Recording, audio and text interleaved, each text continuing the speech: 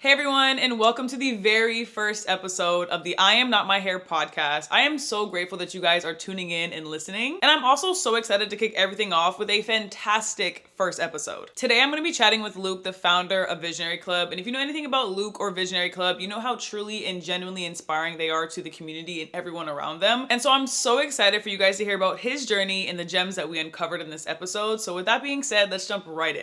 Talk to me. How we feeling today? I'm feeling good. today. I mean, honestly, I'm feeling super blessed. You know, I just dropped my base collection to date, so that's something that was super dope. We just did a pop-up in the city, and that was pretty cool too. You was there. I was. I got some clips for y'all. Yeah, that pop-up was pretty dope too, because that was something that the city needs. The city needed that pop-up, and for us to be able to do that and come together as creatives to cultivate experience for everybody, that's something that was super dope, and I'm proud of myself for even putting that together. Because a lot of people say they're gonna do something, but they don't do it. So that was super dope, and then just get ready for Complex. So this month just bang, but put God first and then keep moving through the turmoil, Just like you said, Tampa really did need that. I talked to so many creators, whether they were in the fashion, whether they were doing streaming, whatever they was doing, they was in the creative space. They said, this wasn't in Tampa 5 years ago, 10 years ago. So it's really cool, especially if you're born and raised and you grew up in this area, you know how much the city needs it and how many people, talented people there really are in this industry and in this space. So again, I appreciate you for doing that, and I know a lot of people do as well.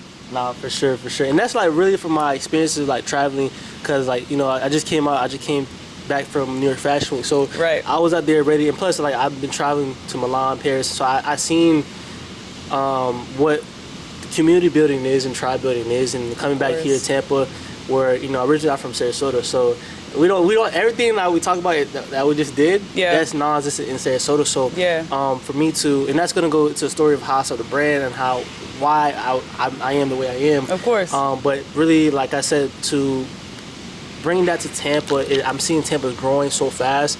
I have this vision in my mind, and this blueprint is okay, cool. If the city is growing, build the city. At the end of the day, you can go to Miami or go to a location that's set established, that's cool. But if you want to be known in those locations, it's going to take a lot of groundwork that needs to be done. So when a city is growing, people embrace you more. And that's where I was okay, cool, let me build the city, go through the hardships together, and then from there, everybody just be we've seen the growth. Of course. We've been part of the process. And that's where the city really established you to that's the person from our city. So that's my vision, that's my idea. So one of my first questions is, before Visionary Club ever existed, what were you doing? What was life like before the brand? Oh man, life like before the brand. So I was in school, I was a college student. So I was in school before I even had the brand. I was customizing shoes. I was doing a lot of things around e-commerce. I was a hustler. I was always hustling. I was customizing shoes. I had dropshipping pages. I did every sort of thing. And this is all I want to say is all gonna bleed back to who I am today. Of course. So those life experiences early on, by me just doing so much different type of things. I was just, as a young kid, playing basketball. That was my main focus at first. I thought I was gonna go to the NBA, but that didn't happen. But my clothes went in the NBA. A couple of NBA players would be wearing my stuff. So that's something that I talked to God yo, I didn't make it to the league, but my clothes did. So that is pretty impressive. That's basically an extension of who I am and going to a high place that I thought I originally wanted to go. But I used to love basketball, and I was just hustling even when I was just playing basketball. So I was doing a lot of things, trying to make ends meet. As far as I didn't grow up in a very hard life. I had simple life. Family took care of me. Right. It wasn't the super wealthy, but at the same time they make ends meet, and I'm thankful for that. Of course. But at the same time, it's I always know in the back of my head is I want to get on my own. Early on. So I'm talking from 14. Yeah, it's usually when I start little middle school, high school. Yeah, and for me, it's I was if you know me, I'm from Manatee County, so I was really top in my county for basketball. So I imagine you're a top basketball star, and then on the weekend you go see me at the grocery store packing your bags. So it was one of those things where I didn't give an F, but I was so locked in to just getting my own stuff, and from there that built my my mentality, just get it on my own and just really just focus on that. And then that all trickled to a lot of different things within the path, but that really was the foundational things of my childhood, as far as trying new things and stuff like that. So yeah. What do you feel one of my questions, since you mentioned sports and even working grocery bagging, What do you feel like lessons you've learned from doing that maybe shaped you, or things that you do use today? I feel like definitely I had a lot of jobs. So all those jobs I feel like I had really got me an understanding of like real life, understanding like these skill sets from each of these jobs I'm pulling from. So like for example, like I used to work at Journeys, I used to work retail, I used to work at grocery stores. So each of these jobs I was learning from like different perspectives of certain things, of how to do certain jobs, certain roles, like just the business overall. I was learning about business overall through these different businesses, because whenever I was working, it's crazy from a young age. I never thought of like going to work as going to work. I always thought about going to work to research. It's crazy, like, and once you shift that mindset of like, oh, I'm going to work to research, especially when I was working at Nike. Like I never really say, oh, I'm going to work clocking in. I'm like, I'm gonna go and research. I'm gonna ask people, the consumers, how they're feeling, what they feel about this product. So I was really diving into the minds of people, and get to understand consumers, the business side of it, just everything overall. So that was something that really helped me overall. I feel like this really shifted my mindset early on, and understanding that my main focus and how can I use what I'm learning right now to apply it to my future endeavors. So yeah. I love that. It's crazy. I used to say the same thing too. Like, say if I was working at Topgolf or sales, I'd be like, oh, I'm getting paid to learn this skill. That's fire. You were at Topgolf?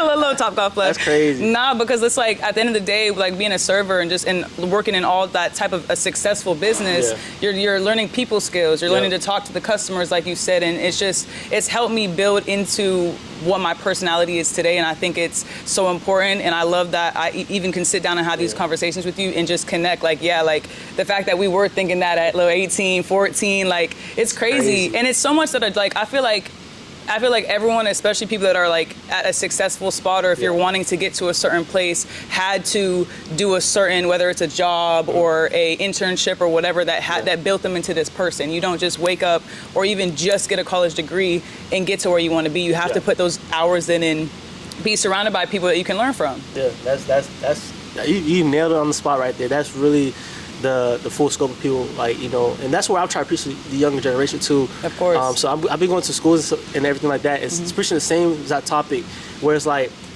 I recently just went to my old high school, and then I was talking to the kids just about creativity. It wasn't about like being a brand owner, just the aspect of creativity, trying new things now. Right now, just trying new things, like as far as like just do random stuff now, because those random stuff that you're doing now, you can just pull from those skill sets later down the road that might make you a millionaire, it might make you so much money. Of course. Because everything accumulates over time. Of course. It's a compounding game. Your skill sets accumulate, and the things that you didn't know you needed from like 5 years ago, I'm like, oh snap, I need this skill set that I had. You just go deep in your bag and then pull it out. It's crazy, man. It's crazy. Facts. Especially while you're young. We were just talking about it. It's like your biggest asset is your time. That's when you should be trying everything. That's when you shouldn't be scared to make the mistakes, because even 20, 30, 40 is young. Like I know you hear, especially if you're listening to podcasts or you do the research on the people that are where you want to be, you hear all the stories of people starting at 50 and making this big business. Like there's never a right time to start. There's never a wrong time to start other than right now. That's true. And then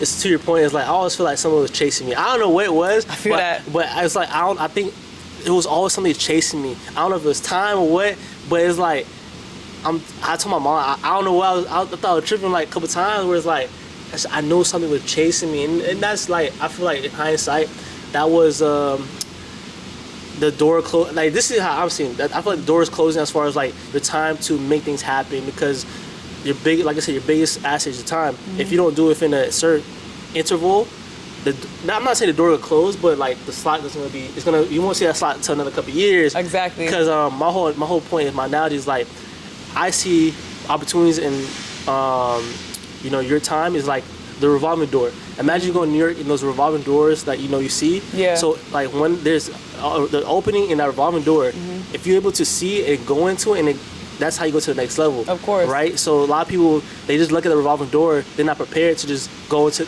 make the move and go into they're too scared. So for me, that's why I always prepare myself, and then that preparation is key. Yeah. That's a whole different topic. For sure, conversation. But that's my analogy, that's my biggest analogy. And once you break it down like that, it's like, oh, okay, everybody has an opportunity.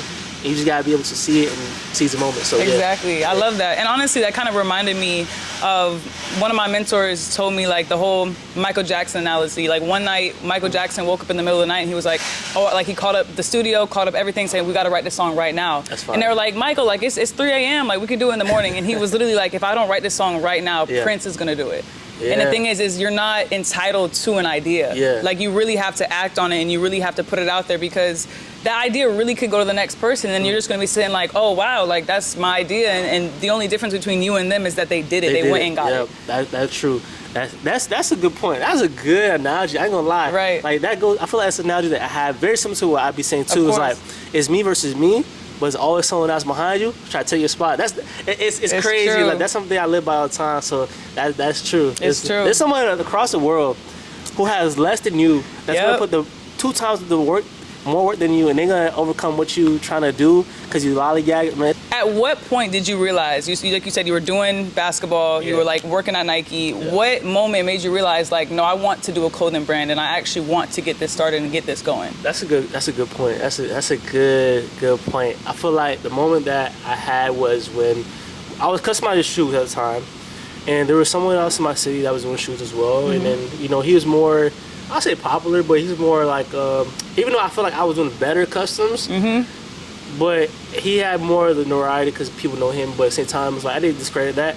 I was like, okay, cool. Let me see what I can pivot to. Because I'm like, okay, let him have it. Like I don't mind. Like just let him have it because I know I have more skills than me. I just knew I had something bigger than me.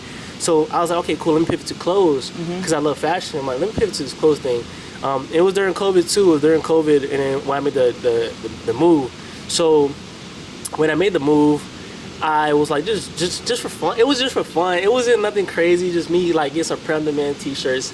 I'm gonna send the photos of the t-shirts. The first t-shirts was something. You know, it was something starting out. But I was like, let me try something different. I was a different way for me to make money because I realized the time for me to customize each shoe, it just didn't make sense to if I was able to sell clothes. It was more faster as far as like producing and then selling, and rather than just one by one custom because time was money. I realized that early on, so that's why I made the pivot. Good. And so that was part of the turning point where I was like, okay, let me pivot from doing shoes to doing clothes. See, I love that. I think being successful is all about evolving. Yeah. Seeing what's working, seeing what's not working, and making educated steps to get to your end goal. I feel like sometimes when you're young and like say if you're in high school, you're like, I want my life to look like this, this, and this, and this. Oh yeah. But when you actually get started, you realize it's not finna look like this, and this, and this. That's not how life goes, man. No. Like, hard truth. I wish it was that easy, but I feel like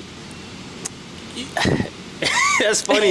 That's funny because I promise you, I had a couple goals set up by 25, 24. But at the same time, it's like, it's there. It's always will be there. So it's not like you can't get it done, but there's the curveballs, man. It's curveballs, and for you to pivot through the curveballs is what's you set to be, and then that's just how you got to set the reality of certain things and just pivot. Just keep pivoting. Exactly. Pivoting is key. I was having a conversation with one of my other friends that's pretty successful in her industry, and she was even saying like, it's one thing to pivot, but it's also like what pivoting makes you. Like if you just had life figured out, like if you were like, oh, my life is gonna go this, this, and this, and this, it'd be boring.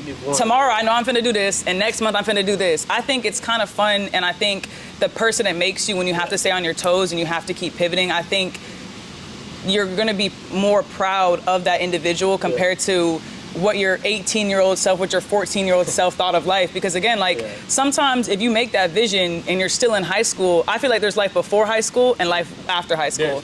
You know, so you're like, if I knew what I knew in high school, I wouldn't have thought my life was gonna go like that. I would have planned differently. So that's my thing. So it's great to have a vision, and I always like to say intention, because if you're coming from a place, I think that's more important. That's big. Nah, intentionality is super big, man. It's like, I feel like we don't. It's tough, man. Like, 'cause you don't see those things. Like, you don't see those things, especially like you growing up. You don't see the things. Like your mom tell you X, Y, and Z to do X, Y, and Z.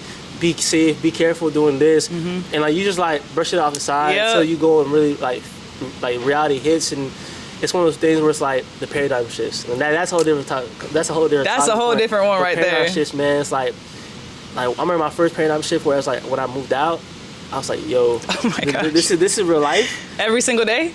Yeah, every single day. But once I had that paradigm shift right there, I feel like that ultimately like shaped me to a different person because I realized, okay, cool.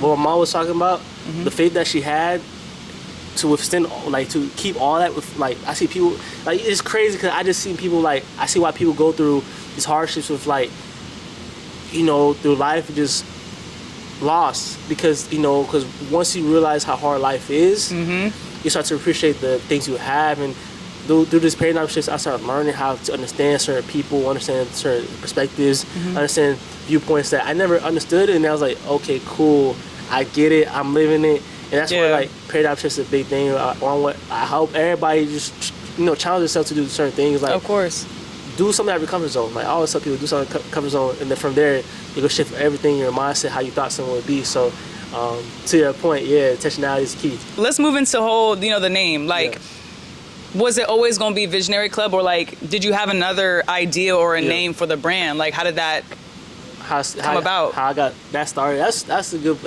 point. Like, I really don't bring this up a lot of times, but I tell people the beginning of the story was like, I was working at IMG before this. So I was working at IMG before I worked at Nike. So IMG was a big factor to that because I was working at IMG. I remember I was in the cook business. I was cooking, man. I was cooking at IMG. Good food for the athletes, but I made good connections in IMG. But so I was one day I was in the kitchen, and it was a slow day in the kitchen, and I was just like think about the brand idea, because that's when I made the decision of like shifting from clothes to a fashion. So I was like, okay, what's some brand ideas? Like, what's going on? And all this stuff happened like right before COVID. Like everything just happened right before COVID. So like it was like 2 months before the shutdown, right? Right. So I was like, what brand idea? Like, what's the name I should do? Like, so one of the players, D'Angelo Ortiz. That's I forgot his name from the Red Sox when he used to play Ortiz. Like, so he's a big baseball player. But his son, he was at IMG. He always said the word visionary all the time. Visionary this, visionary that. I'm like, what the heck? Like I'm like, you know, I'm picking on to it. And then so I resonated with that word so much. I was like, okay, visionary, that's fire. Yeah. And then so I'm like, okay, cool. So I had like a paper where I was like, visionary society, visionary hideout, and then I had visionary club. Once I had that on paper together, those two words combined, it all like hit me something. It just clicked. It just clicked to me, and I was like, okay, I'm running with that. So with the idea I have, the name, I didn't tell nobody for like 3 months. So boom, COVID happened, shutdowns happened. That's good for me. I'm in the house now. You know, still customizing shoes a little bit here and there. But I was focused on the brand, getting launched up. No one knew about it. That's the best times, honestly. Is like when it's just in your mind. Yeah. Like, because I think if you really like love something, I think you should protect it. And I feel like especially in those developing stages, and that's one of my questions too later, is like, how do you stay grounded if like you're always surrounded by doubt and stuff like that, especially in the beginning stages when it's easy to be swayed? I feel like it's so important to lock in and just focus and then get it here first instead of up here, because it's one thing to go if it's just living up here, but if it's more and more in the physical world and you're able to work with it, I think that's the most important thing, is just to get it here first, and then it's going to speak for itself. Nah, it's facts. Like how I stay grounded in that process. Like I said, it was during COVID. It was like quarantine. So I got you. It goes to right during that time, I was finding my mental. Like I was going through my mental, figuring my mental out too, as who I am as a person. So and then you know that was a rare occasion where I got an opportunity to do it, like super ultra lock in and figure myself out. But you know, some people don't have the opportunity. But you know, some people just have to like you know go to retreats and stuff like that to figure themselves out. Of course. But I was in COVID, and that's how I figured myself out. And then from there, that's when my faith got instilled. Like I always have faith in me, but it was where it's really open up, and my vision opened up, my third eye. So my third eye opened up, and I feel like once I got that, that's how I realized, okay, cool. And I always knew, okay, cool. This faith, everything's working against my favor, and let me, the universe is there for me, and let me just, you know, always go with my faith and trust what I got going on, my gut, and then just do it. And that's how I stay grounded, just by knowing that I got someone always protecting me, and just know that even if I fail, I'm gonna learn something throughout this outcome. So I can never lose though. So that's the mindset I developed during COVID. Was like, even if I lose this or it doesn't work out in my favor, I still win. Of course. So those losses always become wins no matter what. So that's the mindset I had, and that's how I always stayed grounded through the process, and then it made it to something you know, and physical, and then that's, you know, Exactly. good little gist of the story. And I think it's, if we want to kind of even get more spiritual, I think it's important to know that, like, whatever you believe in, like you said, having that faith and just knowing that you do, like, I feel like the universe, God, like what you believe in really does want it to work out for you. Yeah. I feel like when you're moving from good intention, and also I feel like when you really have a passion and you're in the creative industry, you're moving from your heart space in a way. Yeah. And I feel like, again, having that, moving from your heart space and creating something, especially with the intentions to kind of connect with others or whatever your intention is, I feel like that's always going to be backed by a higher power in Always. a sense, because Always. of what you can do for others and how you can help them get aligned as well. Always. Hey, she knows something. Hey, chat, she knows something, man. I love that, man. I love that. It's crazy because you've actually flowed into a lot of my questions Yeah. already, which is just perfect. Because we talked about mindset shifts, Yeah. but I think it's important to talk about what fears did you have to unlearn to create such a successful brand, or even just to get started? Oh man, fears. That's a big word. I honestly, the mindset I had to develop myself and train my mind over and over was to understand that I didn't know nothing, but I'm gonna figure out along the journey. Yeah. So those fears of like, I don't know what to do, I threw all that out the window. It was like, okay, cool. I didn't know what to do. I figured it out. Yeah. Because during my process, it was more harder than a lot of other people, because first of all, I'm from a place where I have no help as far as somebody, like, there's no one in my area doing fashion. So it's not like an ATL where ATL brands will have the opportunity to mentor somebody, you know, in their industry, because that's fashion. Fashion exists in that ecosystem. Exactly. Rather than braids in Florida and Sarasota, there's no fashion. So I had to look outwards and really put my head down. So that's where the mindset of like, I don't know nothing, but I'm gonna figure it out. So I threw all that in the window. Understanding risk. I was a big on risk because I feel like I built a lot of my skill sets, my traits, and my tendencies, my discipline through basketball. Yeah. And that's, you know, I was playing basketball since a young age, and my coaches always build this into, instill this in my head. So that's where sports play a big factor into my my Discipline. manhood. Yeah, my manhood. So sports is big. You know, I feel like it was super big to me how I see things, because I was a team captain. I was the best in the city. So from there, I had that leadership, that mindset of like, okay, cool. I can do it no matter what. And on top of that, I got faith. On top of that, Exactly. I understand myself. I was going through a spiritual awakening. So all that was in my favor. So, you know, I knew it was like, okay, I got something backing up me. And that's where fear was just, I was just like fearless. Like, I was just like, yo, I gotta do it. And especially when like I put like $2,000 in, I was like, oh yeah, I gotta do it. $2,000 in, and I got a tattoo on me. Like within like 6 months in, once I got a tattoo, I was like, yep, I can't give up. I can't turn back. I can't give up. And then it was one of those ones too where it's like, it was like people that was doubting me too, because especially from like you play basketball, you were best in your city, and then from you just now making clothes, like people, especially like in the area, no one knew about clothes like that. No one really understand what this kid is doing. Yeah. Why do you go to college? Why do you drop all your scholarships? That's that's something that I talk about too, where it's like I dropped all my basketball offers. Wow. Yeah, because That's crazy. Because COVID happened too. That's a whole different, COVID happened. So I dropped my basketball offers to focus on clothing and my education. And at the time, like I said, it just didn't make sense, but it was something that's guiding me to make that decisions, because I could have went to, play basketball, but if I wanted to play basketball, would I have been visionary? That's the point too. It's very true. It's like, all them paths of life. Like everything happens for a reason. It was one of those things where it's like, if it's not me, who else? Like I was like, yo, I got so much against the line. It's like, especially like my upbringing too. It was like famous situation. I was like, yo, I gotta prove something to them, because like they put all this money into me growing up playing basketball. Yeah. I can't let them down. I'm not going back. I'm not going to school for basketball. I'm like, so it's like for me, it's like I was kind of lost a little bit too. So I'm like, let me make something out of nothing. Like, all right, let me pivot real quick. At first it didn't make sense. Like it just didn't make sense. It just you don't make sense. But once the money start coming in, they start seeing a little traction. All right, okay. Yeah. But it's one of those things where it's like it took a lot of like showing like, all right, look at me, I'm doing it. And but within all those stuff, I also have faith within myself and confidence in myself. You have it's a need. Yeah, I just knew it was like, okay, I can do this. I can do this. Like it was crazy. It's that, and it's funny. Like people kind of laugh it off, being like, oh, you kind of got to be delusional, but you really have to be You have to believe in yourself so much that it doesn't make sense to doubt yourself.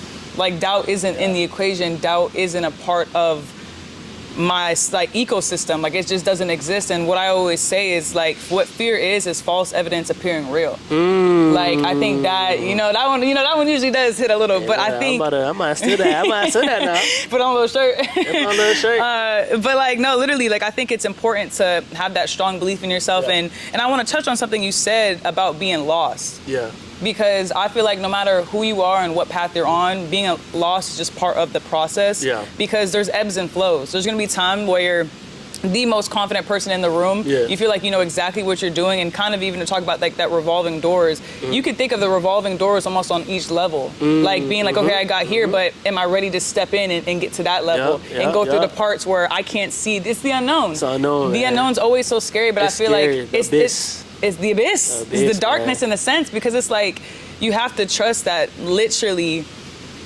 I might not know what's in there, but there is so many chances that what's in there is better than what's out here. Yeah, for sure. For sure. Especially like, it's like you are the guiding light into that abyss. So it's like people will naturally gravitate towards you. Yeah, exactly. And that's where, like, to your point, like you made a good touching point. It's just like going to these rooms, these new rooms, and you have that self-refined confidence. It's like, it's like they come in, like, people just naturally come to you. It's like Facts. At each level, it's like you get into these levels and like the groundwork's put in, the footwork is put in. Next thing you know, everything's naturally start coming to you. Like, whoa, like things shift and you feel it. Like people, 100%. People feel shifts. Like people feel when things are, like, for example, like let's say if you got a new accomplishment and someone randomly takes that you never talked to for like 6 years or 4 years, randomly takes you, hey, I'm proud of you.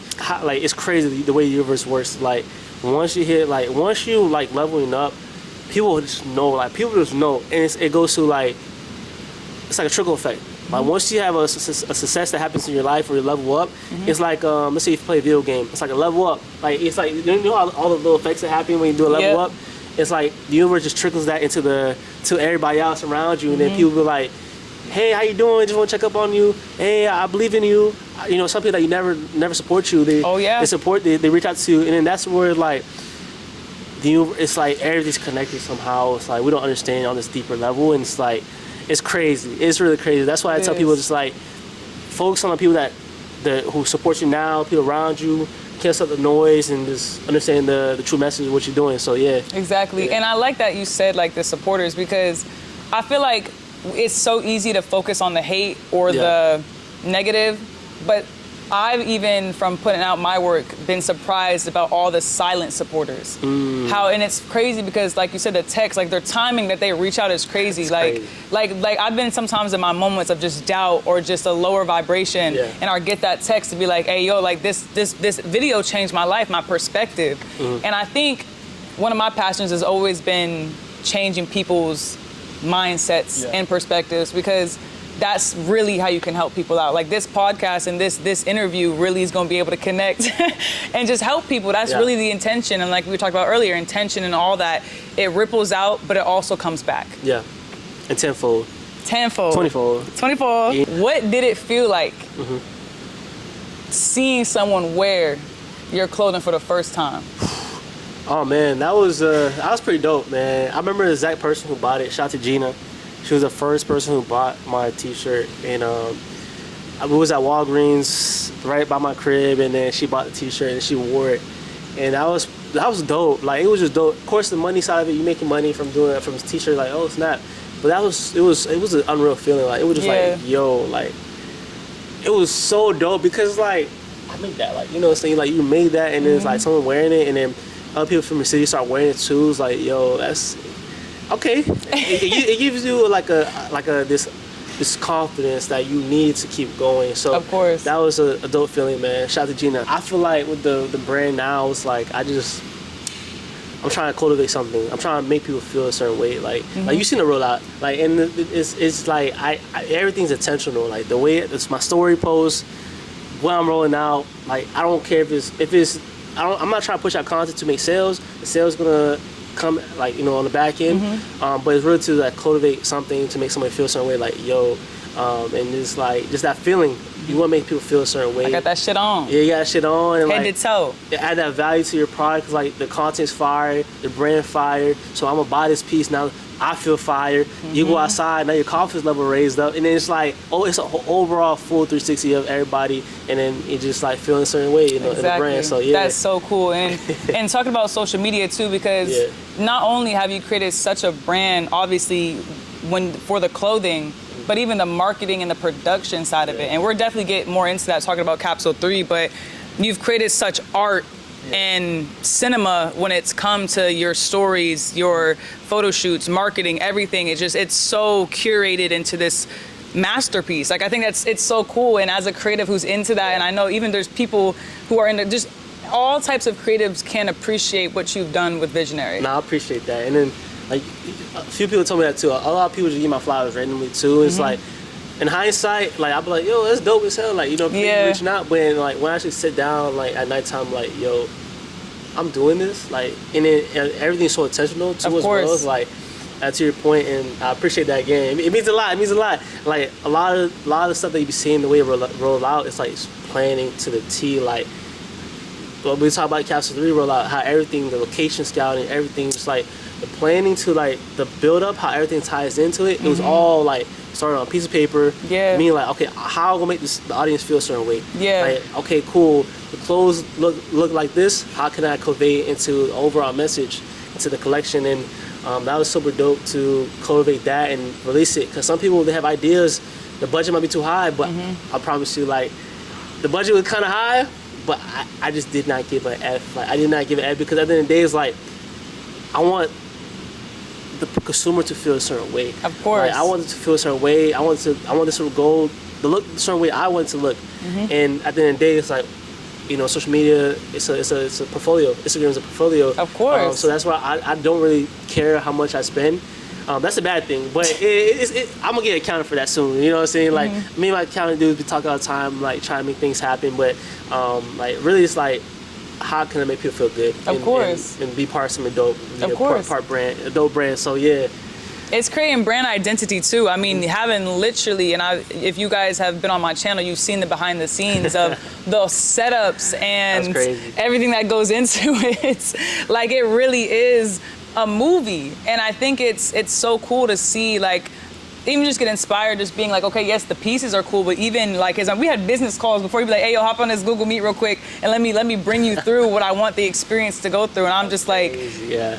It's art. Like, I think it's not just a clothing brand. It's how I feel about it. I appreciate that too. Okay, my next question is, like, you know, you've had A-list celebrities, streamers, professional athletes, and many more wearing your brand. Yeah. Is there one person in particular that feels surreal, like that feels surreal and like, wow, like they, out of all these people, especially, you know, you playing basketball? I mean, honestly, like, I feel like there's a lot of people that wear the brand, you know, NFL players, professional athletes, but to your point, like LeBron's wife, when she wore the brand, that hit home to me because LeBron's my favorite player, but it just goes to show like the reach, like how far like the brand's cast into the world. And just when I seen that, because she first wore the brand in Paris Olympics last year, she wore the Lead to Heart tee. Okay. And so that's something that that was random as heck. It was so random. As far as the video too of her wearing those pants too. I saw that. Once I seen that one, I was tearing up in the car. Just like,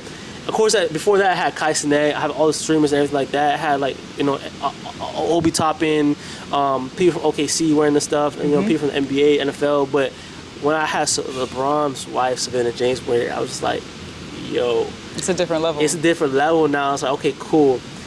This brand is more broad. It's broader to people. It's just a streetwear brand, but it's a brand overall. Yeah. So now it's becoming like, if she's wearing a brand, she's seeing it from like a household name. So that's the angle. I'm like, okay, cool. Let me pivot, and that's where I made female clothing. Now it's like everything included. Now it's like, okay, cool. If she's wearing a brand, I'm still focusing on the male audience. Now let me open up to the full spectrum of everything. It was like, okay, cool. Now this could be something bigger than what it is.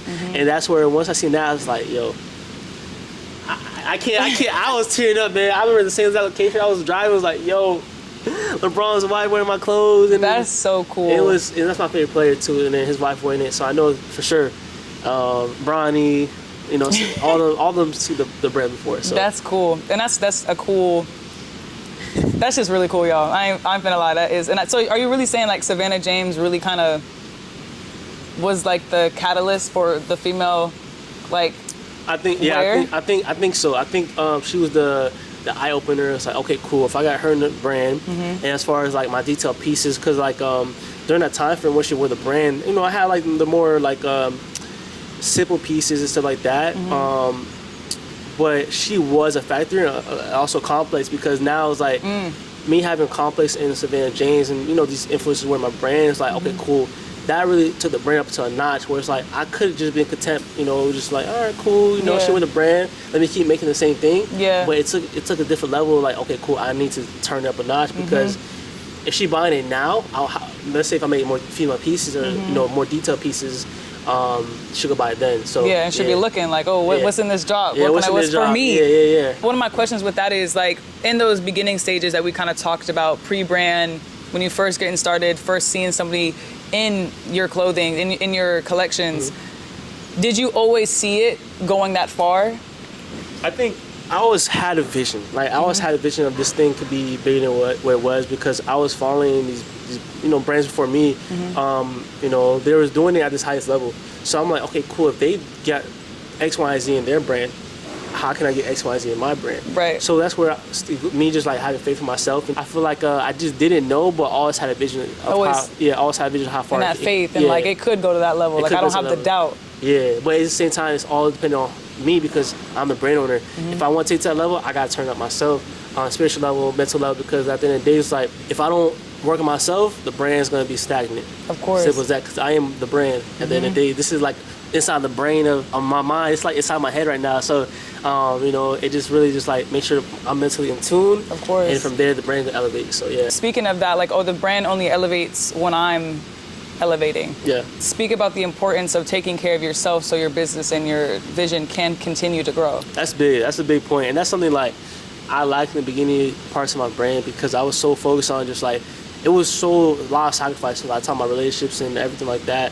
You know, girlfriend, family time, everything. They all felt the severity of it. Like I was so driven, focused. Even my personal self, like I didn't give myself, like I was like eating ramen noodles. Like I was like grinding. Like I was just like, I didn't have to, but I was like, I'm gonna tell you this one thing too. It was like for when I was before I moved out, and this is where I made the sacrifice. Like, and it's the declaration. Like, okay, cool. I'm gonna focus on the brand for real.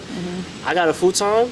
Because I didn't want to get back. I didn't want to feel comfortable. Right. I got a futon and like a futon topper right there.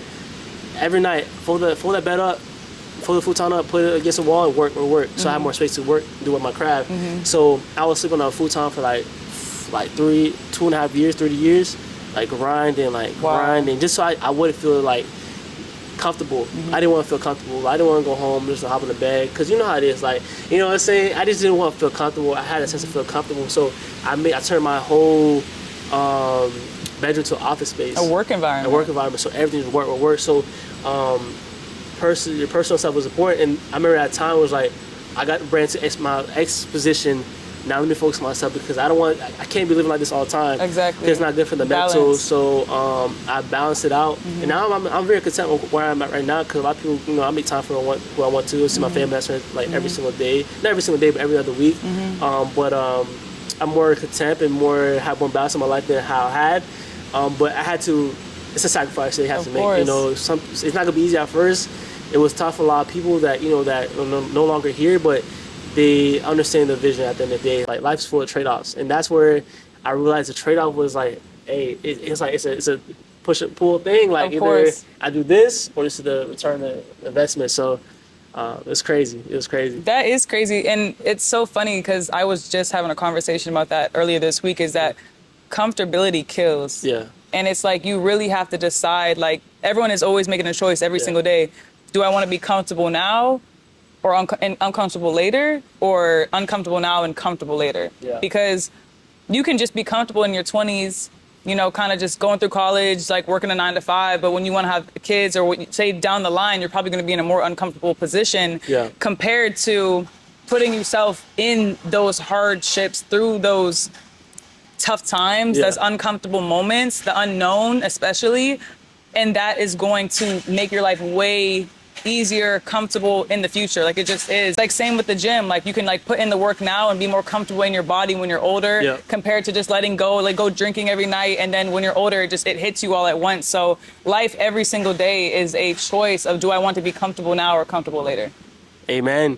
Amen. Okay, so one of my like next questions is like, when did it finally hit you? Like, when did you have your breakthrough moment, or when was like, and how did that feel when you were like I can really go full time, like all the work, everything, like this is. Oh, man, this is a great question. I remember like it's the back of my hand. So it was last year, legit last year, like last year. So if you didn't know, like when I was starting my brand, I was still working part-time job at time, like at time at Nike, you know, like, and then from Nike I went to the bank.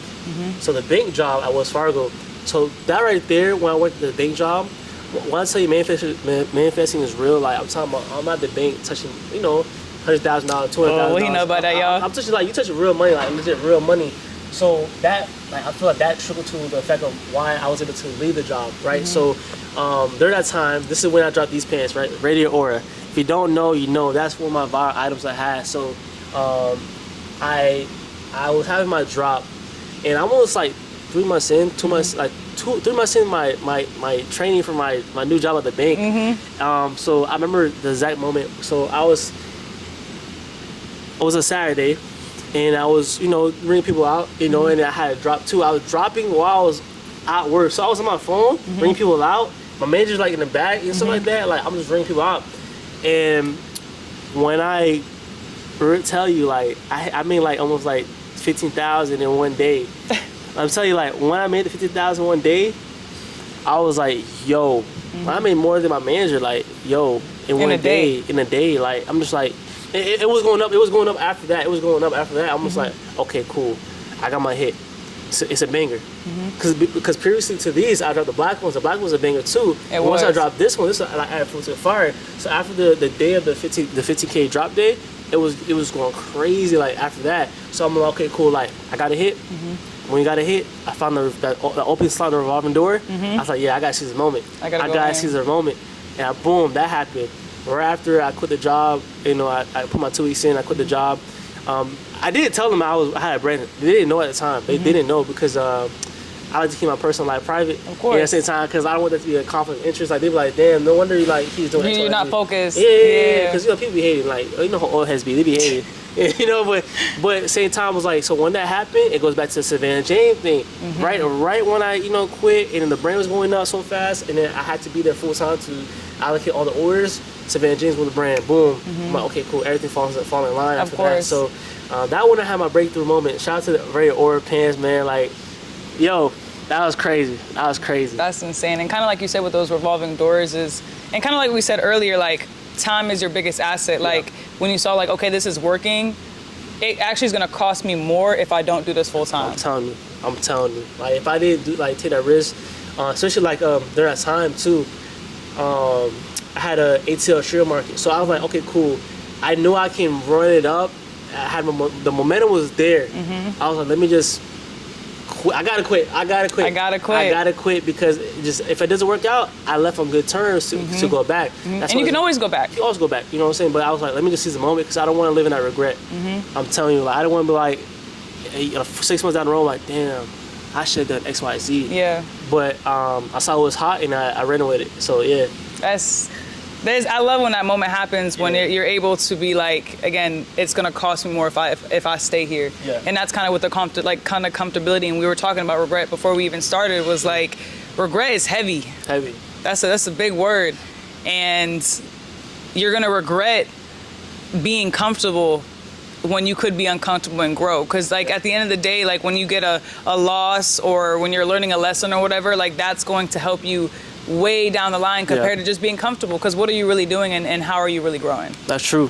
Comfortability, man, kills a lot of people's hopes and dreams, man. So don't let it happen to you.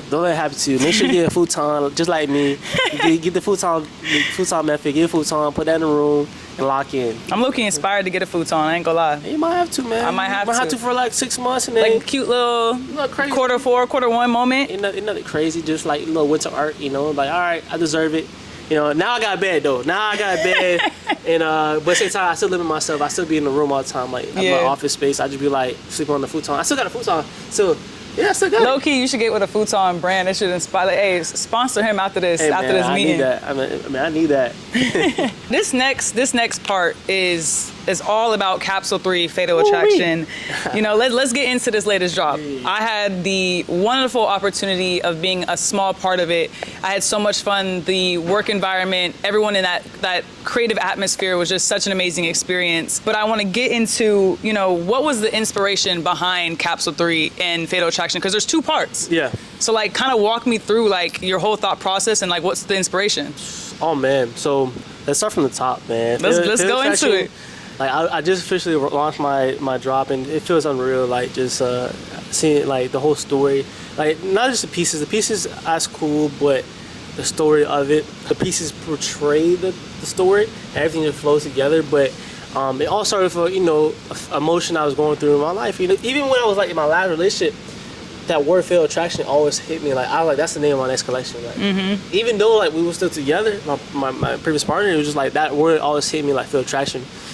You know, just the overall aspect of everything I was going through my whole life, not just that particular relationship, but just everything. You know, just like the feeling of a relationship in general. It's that tug of war feeling. And so after things happen, I'm like, okay, cool. Let me just name it Fatal Attraction overall.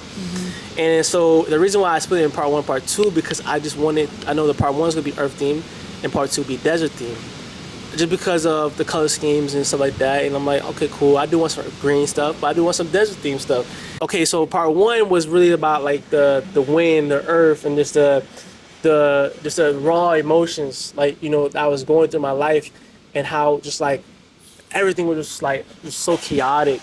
And that really goes shows for part 1. So that's why if you see a lot of pieces, like, let's say for example I think I have it over here, but it's called the Veiled Desire, right? I'm gonna show you guys. Hold on. I'm gonna show y'all real quick. I'm gonna show y'all. So a piece like this was in part 1 because of how raw it was. It just like that was the mood I was in. Just like the layers, just like the detailing. So this right here was so crazy, and like a lot of people just don't see the hidden details that's behind this as well too. But this was one of the ones where it's like, and this is a small sample of the collection in general, was where I was just feeling how I felt. Like the part 1 is really how I felt. Part 2 is what the people was like. It's more so for the people, but it's like it was an understanding of like how I felt, but at the same time I was like, I understood the whole thing, and I understood. It's crazy though. It's crazy to say that. It was like part 1 was just like it was me being so raw, authentic. That's why like the pieces are more personal to me.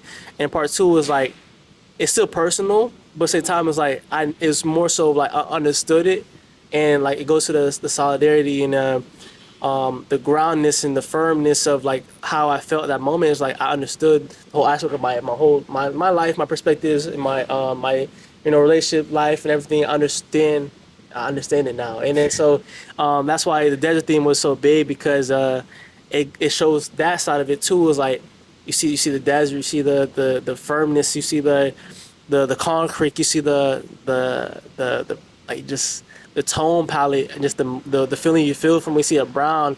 You get that firmness, that just that, and that's where it gets deep, like, because subconsciously you don't know why you're doing things, and that goes to the point we had earlier, is that I was just doing it and designing. Like I said, I just had my chai latte and some Afrobeats, and I just put my head down and just work. But in hindsight, when we look back at it, it's like, okay, this is why I was doing it. That's why I was doing that. But overall, the full collection had a lot of panel work in it. But because, like I said, panel work is something that I want to address heavy in my work, and like people identify me. And for example, when you see this Rated Aura pants, you might see some items that are called Rated Aura as well. It had the same panel work. So that's just something I'm trying to bring across my brain. But panel work in general is something where it's like it's the scars, the details that I was like, it's those little things that that embodies the human, my emotions, and just having those linings, those panels is like in the work. It just you get to really put your life experience, your emotions into the work, and just actually have the 3D effect of it. And then so that just, I feel that's a little light sample of it, but it's a lot to it, man. It's a lot to it. I love it though, and I feel like that's when the best pieces are created, when it comes from those raw and real emotions. My question, because I know you said it was a lot of emotions for you. Yeah. What do you feel like the main emotions really came from each capsule? Which ones were the driving force behind the creations? That's a good question though. I thought the main driving force for part 1 was just the idea of the chaoticness and just the craziness, we don't know nothing. We just going every day and just figuring out. That's the main driving force. But at the same time, that same token, you're like, okay, cool, let's do it. And that's what like I said, the main driving force. Like, even though I don't know what I'm doing, I'm just doing it. Was the one where I was like, let me just get up and do it and just put my foot forward and use my emotion to cultivate something. So that was the main driving force for part 1. For part 2, it was really of like I said, it goes to the point. Like I know what I wanted. I knew how I felt. I know exactly what I tried to convey. I know how the moment in my life, my position of wherever I was at, at the time of whoever I was at, and not just like I said, I think for myself too in my work, but at the same time I think for the people as well too. It's like how just. Like I said, in the time of everything, it's just that's a good question though. It's like the driving factor for that was just like Life for real. It's life. Like, I understand it now. Like, I really that's I understand it. Like, I make clothes, I do stuff, I understand my skill set, I understand who I am, I understand who I want to become. I understand that this is what I want to do for the rest of my life. So it's that understanding, that confirmation is like, okay, I confirm everything. Everything was just like that.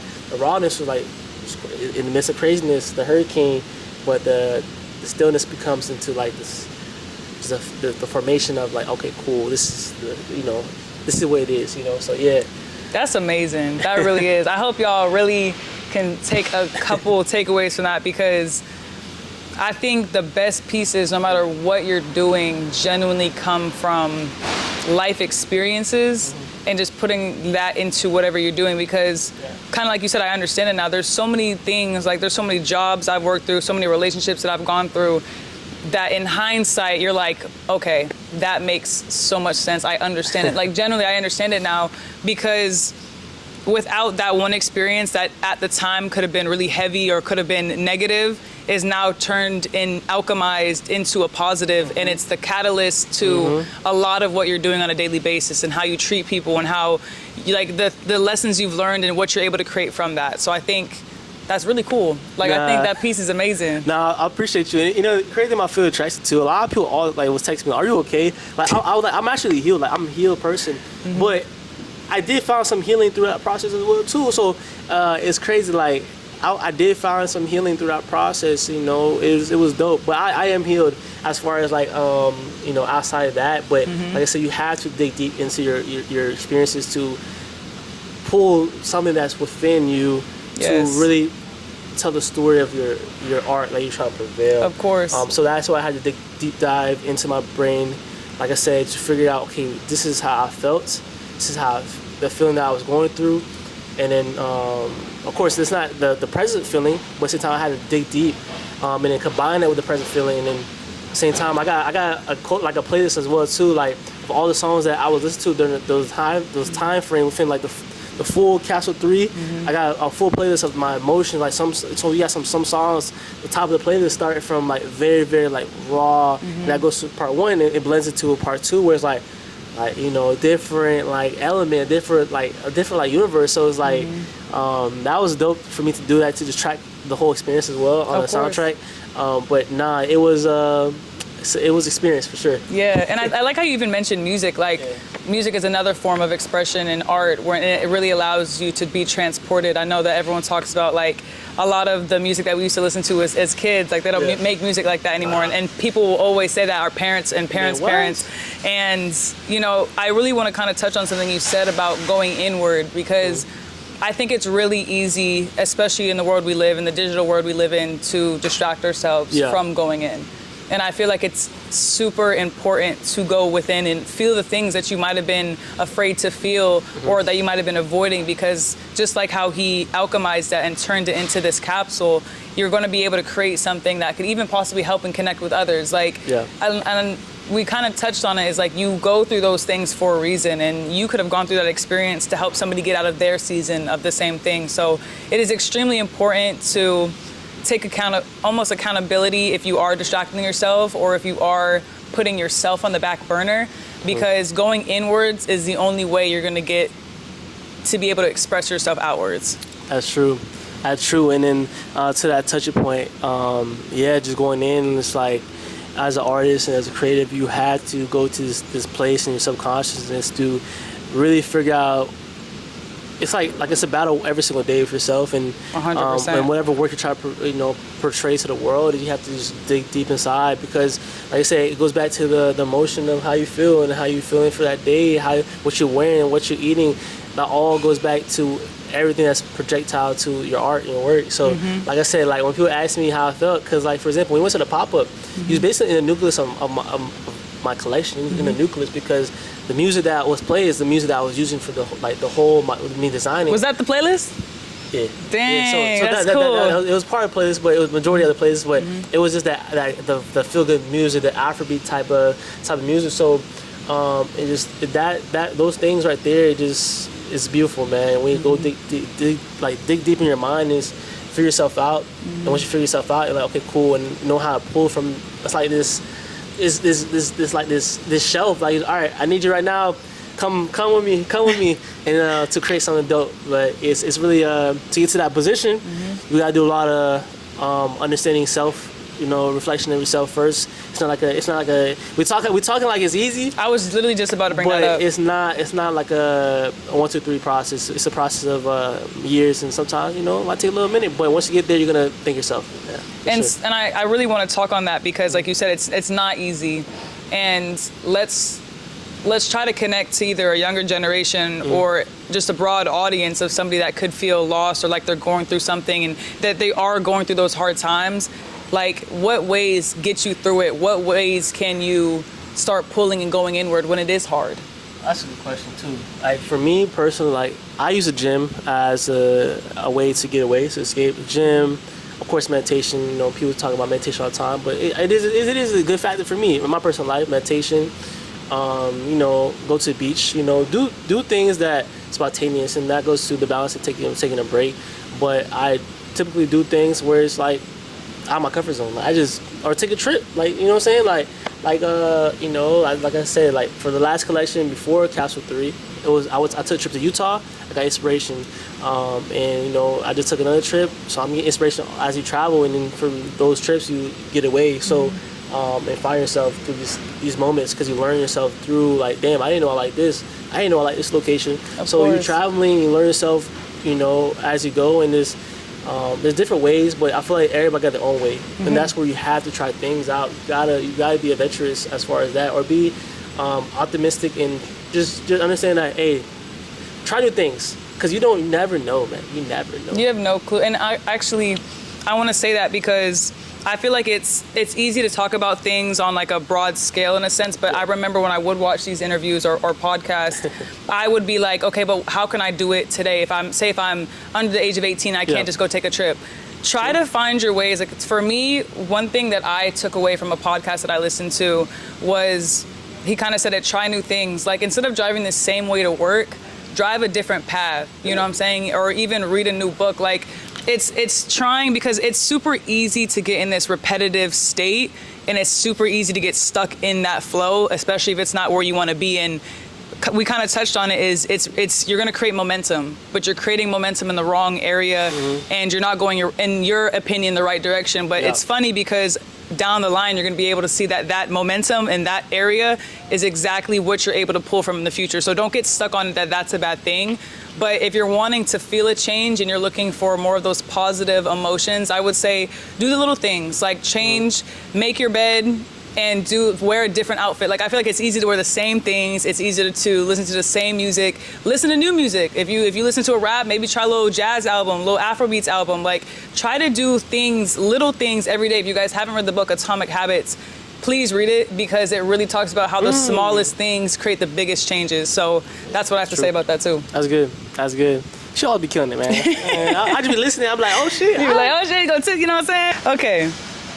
We just got deep. I gotta go back to like where we was when we was talking about, fatal attraction. Nah, facts, man. Facts, crazy. So basically with this one, what feelings or emotions did you want people to walk away when they were in these clothes? Because I know you mentioned like a lot of the reasons why I do what I do is because I want people to feel good and confident with what they wear. Yeah. So with this drop and it being called Fatal Attraction and just going into the emotion that you just displayed and described, what really was the goal for, the people buying your clothes with this drop?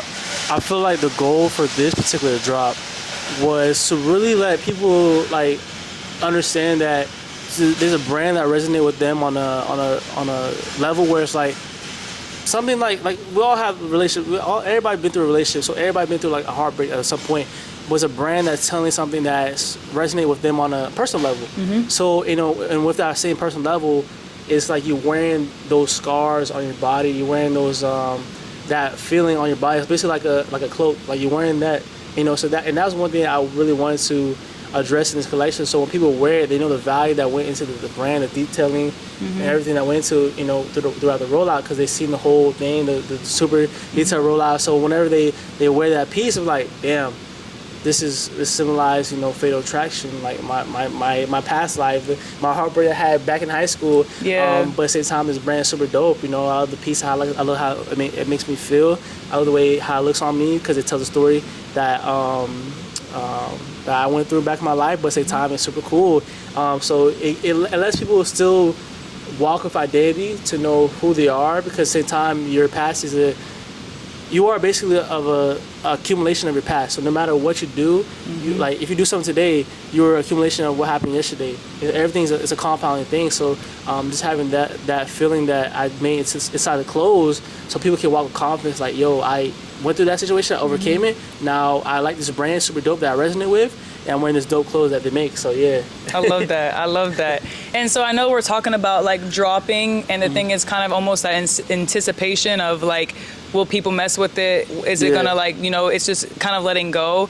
And you just hosting a pop-up where people are able to interact with that. What does it feel like seeing people interact with your pieces face to face? It's dope, man. It's really cool, because I could tell a more personalized story of it. They can feel the quality of the fabric, because that's my main thing. Like, I want people to like really like feel it, see it, and then really get to like physically, like in your face, like feel it, like understand, like this is the piece that I see on social media. In person, oh damn, that's a good quality. That's fire. That's a fire fit on it. Yeah. And it was dope to just see like in real time, because that's months of work you put in to a capsule, and then that piece right there holds value, because the whole the collection kit rollout was all accumulation into that one piece.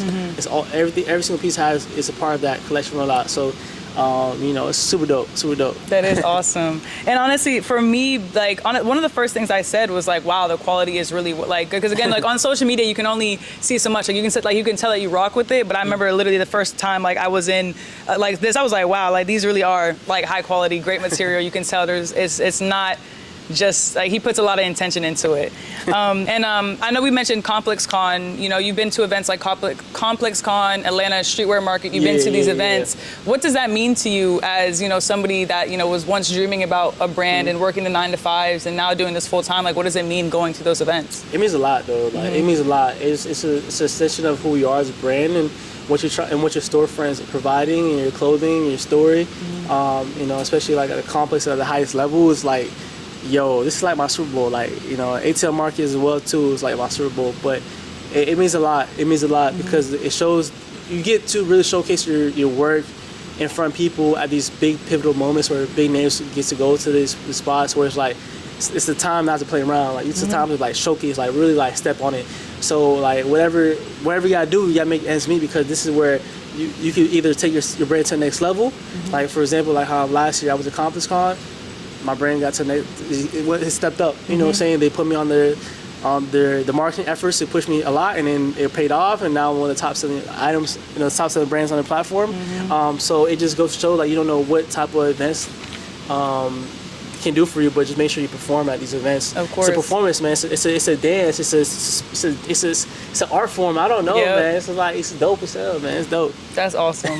Something I've always admired about you specifically is how you pour into the creative scene in Tampa. That's fine. You know, like, you've built more than just a clothing brand. You've really built a hub where creatives, artists, photographers, DJs, models can come into. And I want to say, like, was that always a part of your plan when you were developing the brand, or was that kind of something that came along? That was always something that was part of the brand. Once I figured out what I wanted to do with the business, of course, at first when I started t-shirts, I didn't know what I was gonna, become. But once I got a clear indication, especially when I made my first capsule, New Era, and I had the ultimate paradigm shift when I moved out of my parents' house, and I was like, okay, cool, this is what it is. And once I figured that out, I was like, okay, I know where I want to do, because once that paradigm shift happened, I moved to Tampa for purpose and a reason. Like, all right, cool, I'm gonna move to this location and make something out of nothing. And then that's something that's always been my backbone and my drive too. Is like, I'm trying to just keep pushing this scene on Tampa.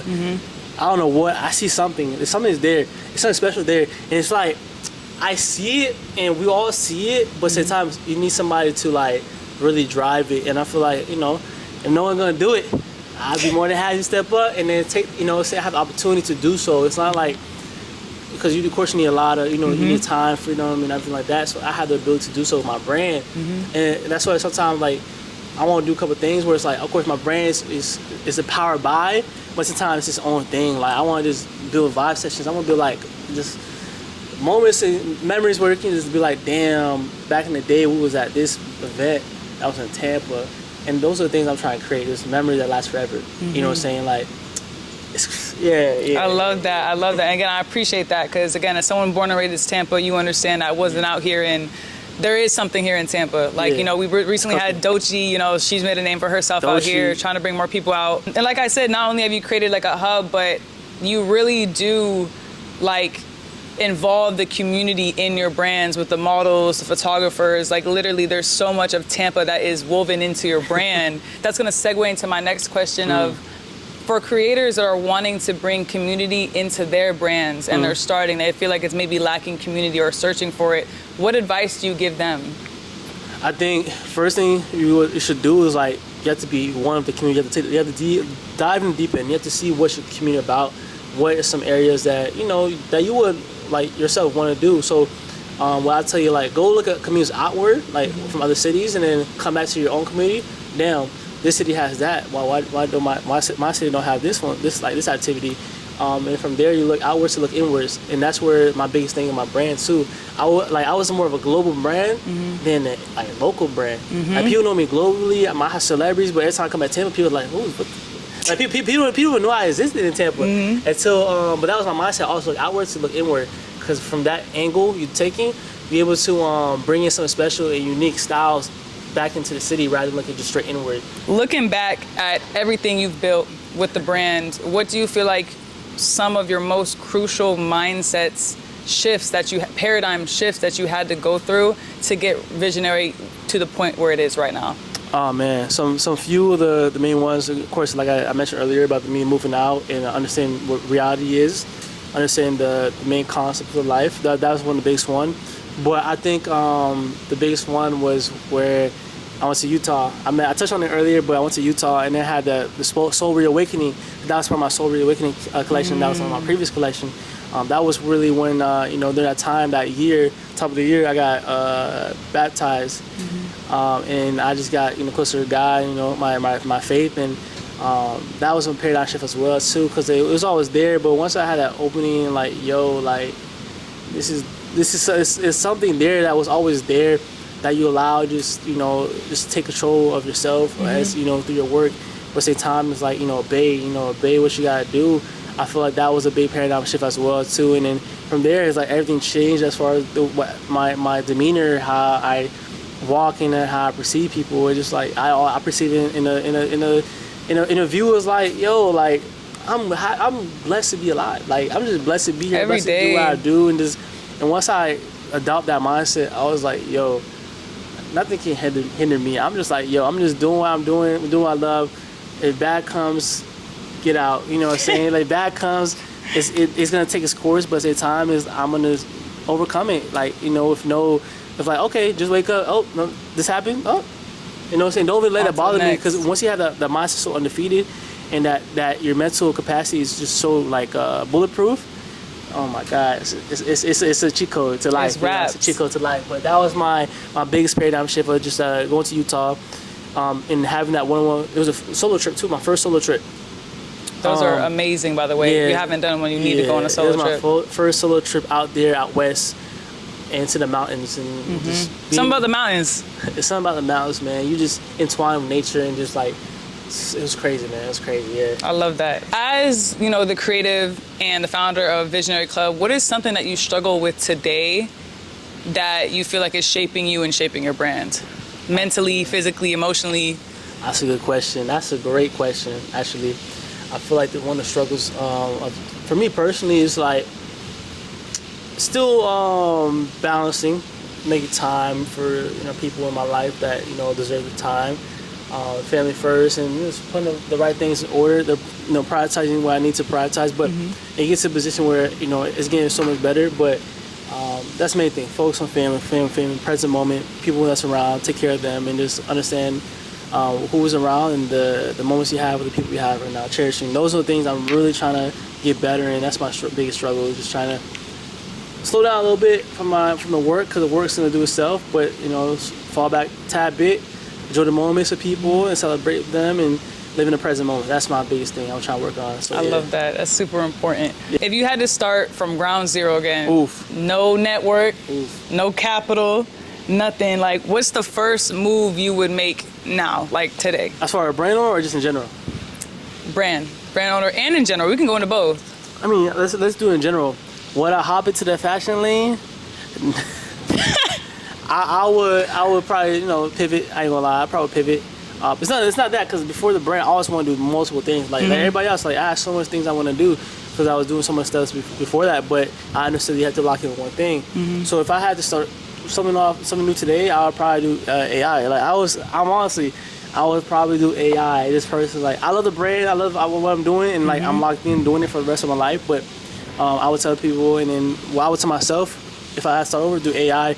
How can I find AI firms, or how can I learn how to prompt, like we were talking about earlier, or how can I go to AI real estate and start buying these buildings that are going to be placing the AI technology in it? Yeah, you feel me? So I would look into that, and of course, you know, real estate a little bit too, because what's going to happen now, real estate is not leading nowhere. So I would probably hop into these different lanes, but as far right now, you know, I'm happy with what I'm doing. Like, I love what I'm doing. So if I start over, I'll do definitely AI for sure. Okay. And then what about, like, as someone who, say, wants to get involved with it as like a new beginner, what's your advice to them then? Like, because they don't have the network capital connections. Like, what do you say to them? If you want to start a new brand in 2025, what I'm going to tell you is, like I was telling her, you got to build your personal brand. Build a personal brand. Be somebody presentable. Just build a personal brand before AI takes over. Because when AI takes over, I don't know if that's you up against a robot. So, you know what I'm saying? It's going to be, that's a lot of competition right there. So just, you know, build a personal brand the best you can right now. And then from there, leverage your personal brand to monetize yourself. Monetize yourself in different ways. Because now, when you build your personal brand, you can monetize yourself from you have a whole variety of things to monetize yourself. Not just the brand. Sure. You have ways to pivot. So definitely look into that. I would even do that myself, but but if you start a brand, like I said, personal brand first, and then trickle down to your brand. Of course, and for personal brand, like they say, like, it's one of the most valuable things, because people mess with you. So no matter what you do, whether you're doing clothes, whether you're doing makeup, like, it's going to be successful because you have your audience already and they mess with you. That's why, I mean, like, say look at Rihanna or whatever. She could be doing a skincare, she could do her lingerie, she can do all of these avenues because people love Rihanna. So it's the same thing. And I know people are like, oh, I'm not Rihanna or whatever, but in this day in social media, you have the ability to build an audience, which wasn't around back then, and be able to build a community of people who actually love you and who are actually wanting to see you grow and support you. That is true. Shout out to Rihanna, you know what I'm saying? Shout out to Riri. Any collab? Any collab? Okay, I know we touched on balance, but like, how do you balance staying true to your vision through social media trends and other things that try to influence, you know, what you should and shouldn't be doing? That hit me. That's super tough, man. It's super tough when it's like, there's times where it's like, damn, I want to hop on the trend, and then to fall for the money. But at the same time, I always go back to my why and like, why I'm doing it, and it's like, it's not about the money. The money gonna come, like, but at the time it's about why I'm doing it, why I started, to really create at the highest level. Just me as a person, just a creative person, and just do what I do. It just like, there's a lot of things that comes in your way to balance, to make myself, you know, to come your way to try and, you know, there's incentives, people come in your ear, ask you for certain things, and it's about me just being firm on my foundation and setting that thing in place where, if you set your foundation in place, people will never ask you that thing again because you tell them what it is off the bat. So keeping yourself true, authentic to yourself, and let people know straight up what things are, because when you keep things straight up, hey, they not actually no more questions. You kept it real with them, rather than going around the bush and you know, trying to, you know, avoid a question, just take it straight on, you know. So that's how I go through those situations. Just keep it real no matter what. 'Cause at the end of the day, if you don't like it, don't let the door hit you on the way out. My mom said it all the time. My mom used to say it all the time. So yeah. And honestly, I feel like in a world, especially when there's like AI and stuff like that, when not everything is quote unquote real, being authentic is super important. And I feel like that's why, in a sense, personal brand can do so well, because people can like kind of see through it. You feel me? Like, I feel like at the end of the day, kind of people have that radar between genuine people, good people, and I feel like that's really the core of why people are able to be like these influential big people, you could say, is because the people resonate with them on a more than a money or status or whatever like level. Like they really resonate with who they are to the core and what they stand for. And I feel like that's really what everyone should try to practice in their everyday. Facts. She be cooking like outside be listening. I'm like a student sometimes. I'm like, okay, dang, okay, nice. This the real teacher right here. I be chilling. For real. Okay, so this actually our last question. So this is what's going to wrap us up is years from now. It could be 5 years from now, 10 years from now, way down the line. Years. What do you want to say? What do you want people to say that Visionary Club stood for? Like, what legacy do you want to leave behind? Oh man, damn, that's a good question. One of the biggest things I feel like I want people to, like, no matter what happens, or you know, in the future when people hear the brand Visionary Club, I want them to be like, or have this feeling like, yo, that shit was dope, or like that, you know, that brand is like, it's just overall it's a dope brand, because like there's some things that you look at it be like, that's dope, like it's just so cool, like you just like, you're cool, like, you know, like swag, like it just have its own thing where it's like, that's why I want people to always want to see my brand, like, yo, that's a cool brand. When people tell me all the time, you have a dope brand, you have a super cool brand, that's a cool feeling to me, because that's what I'm trying to purvey it too, because I just want people like to understand, like, yo, I put in the work. I want you to understand. I want you to feel cool. If you see a brand that looks cool, you're gonna feel cool. And it's that's what I really want, like, people to like take away from Visionary Club. It was a dope brand. The experience they had, like what they stand for, is so like it's that core memory. I want to be a brand that can establish core memory in people. Like Visionary Club made me feel that way, because back in the day they used to give me free stuff when I was just a little kid starting out. So like I said, like it's like, I don't know, it's just like a nostalgic type of brand where it's like, yo, that brand was dope. Like that's what I want. That's what I'm trying to create for real. That's so cool. Imagine being like down the line when we just boomers. We could be like, oh, I remember this vintage visionary piece, man. I remember when this dropped that Capsule, Like it could really go that way. Man, we'd be like, damn, remember that pop we did back in 1999, man? That was a great pop up, man. Crazy. All the drinks marketing. were strong too, man. Everybody getting jiggy in the left and the right, man. Everyone get a little jiggy. Yeah, man. A little vibe. That was crazy, man. That was crazy.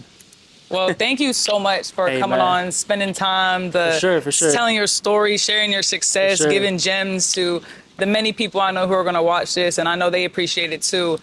If you had to say anything, like maybe you're like your past self, or like the younger version of you is watching this, like would you leave them with anything, either like top of the mind or whatever you feel like maybe For give him some sure. inspiration. Well, I'm gonna tell you to my past self, man.